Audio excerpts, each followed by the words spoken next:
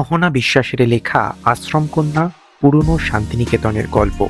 এসব লেখা তুলে ধরেছে শান্তিনিকেতনের সেই সব নারীদের কথা যাদের অনেকেই শান্তিনিকেতনে পড়তে এসেছিলেন অথবা এসেছিলেন শিক্ষকদের স্ত্রী ও মেয়ে হিসেবে, যারা এই বিশ্ববিদ্যালয়ের আদর্শকে অন্তরে গ্রহণ করে ছড়িয়ে দিয়েছিলেন বিশ্বময়। স্রষ্টা রবীন্দ্রনাথ ঠাকুরের গড়ে তোলা আশ্রমের সেই পরিবেশে আশ্রম কন্যারা কেমন ছিলেন, কিভাবে গড়ে উঠেছিল তাদের জীবন, পরবর্তীকালে তাদের কাজে শান্তিনিকেতনের শিক্ষা কী প্রভাব বিস্তার করেছিল। লেখিকার সুললিত গদ্যে এই বইয়ে গল্পের ছলে উঠে এসেছে অতীতের সেই গৌরব গাথা। প্রতি লেখার সাথেই সংযোজিত হয়েছে অসংখ্য পুরনো আর্কাইভাল ছবি, যা এই বইয়ের আরও অমূল্য সম্পদ। বইটি অর্ডার করতে লগ ইন করুন বইঘর.in এর ওয়েবসাইটে অথবা হোয়াটসঅ্যাপ করুন 7980991691 এই নাম্বারে।